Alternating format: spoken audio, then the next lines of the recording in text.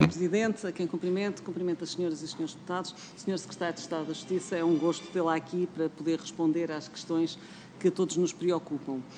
Bom, eu tenho que começar por dizer que a apresentação que a Sra. Secretária de Estado fez é um fabuloso exercício de propaganda, que não consigo ver de outra maneira, mas não espelha a realidade que todos nós conhecemos nas conservatórias dos registros civis.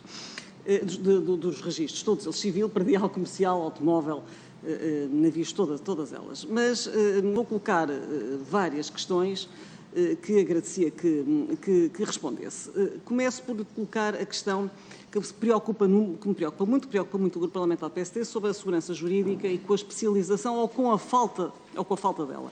Sabemos que foi aprovado em Conselho de Ministros um diploma em 22 de julho de 2021, deste ano, que estabelece o regime jurídico aplicável à realização por videoconferência de determinados atos autênticos, entre os quais a autenticação de documentos particulares, e aqui não posso deixar de fazer uma referência a que, sem que seja dada a oportunidade de se verificarem os originais, reconhecimento de assinaturas à distância, serviço de casa pronta, separação ou divórcio por mútuo consentimento na hora, habilitação de herdeiros, tudo na hora.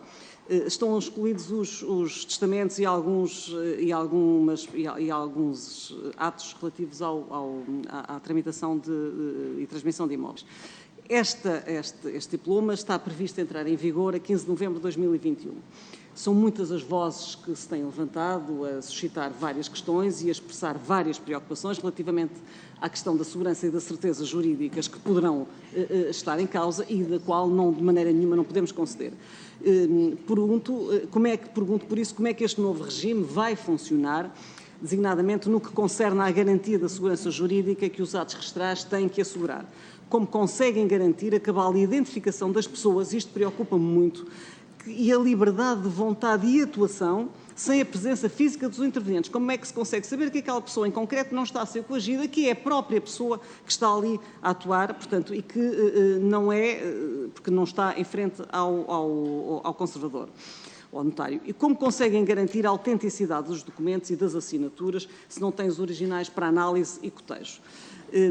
Também se diz no site do Ministério da Justiça que este diploma nos vai pôr na vanguarda de vários países da Europa relativamente a estas práticas, mas no cotejo também e na pesquisa não encontrei nenhum país na União Europeia que fizesse isso relativamente ao procedimento com bens imóveis. Portanto, pergunto-lhe quais são as ordens jurídicas, se é que existem algumas, onde este sistema esteja implantado.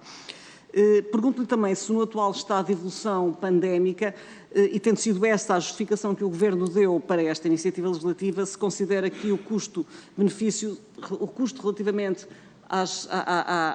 àquilo que poderemos ter que transigir relativamente à segurança jurídica se justifica. Porque isto é uma situação que nos preocupa.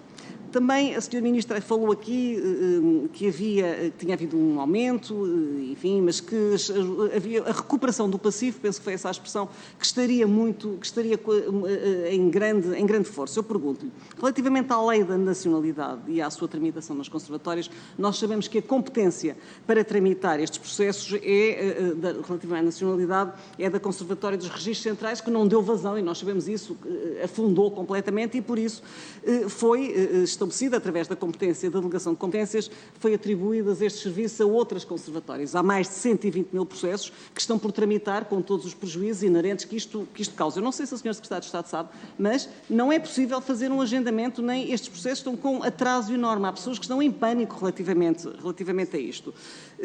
Pergunto-lhe que se, além de que são processos que requerem uma especialização, ou seja, é muito diferente estar uma conservatória que está apta e que está vocacionada para tramitar do que qualquer outra conservatória que lhe vá parar, portanto, relativamente aos conservadores. Pergunto como pretende colmatar este inadmissível atraso nestes processos com graves consequências na vida dos cidadãos.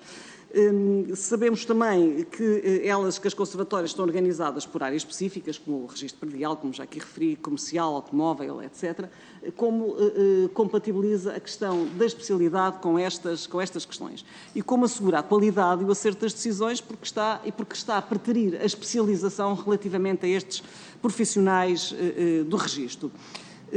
Agora, muito sinteticamente, porque o tempo urge, Pergunto-lhe, relativamente ao parque informático, que está absolutamente obsoleto, com falhas constantes, o que implica grandes atrasos na vida dos cidadãos, perda de tempo relativamente aos senhores conservadores e aos oficiais de registro que estão a tramitar os processos, às vezes têm o sistema vai todo abaixo, tem que inserir, por exemplo, no caso de prédios, inserir várias vezes as mesmas descrições, portanto, com perda de tempo e com todo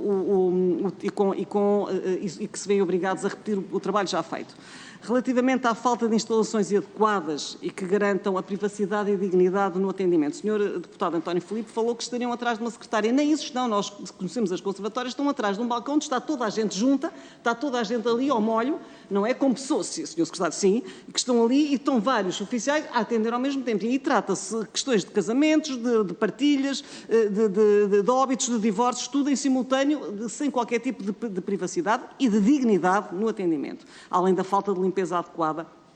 E aqui pergunto-lhe qual foi a verba que o Ministério da Justiça contratou e disponibilizou para esta limpeza, para a limpeza das conservatórias. Limpeza Covid, à semelhança do que aconteceu com os tribunais. Relativamente aos recursos humanos, é gritante a falta de conservadores, nós sabemos isso. Os números já aqui foram falados, não vou repetir porque o tempo urge, mas pergunto-lhe... Peço que conclua, Sr. Muito obrigado, Sr. Presidente. Como pretende colmatar esta falha de recursos humanos?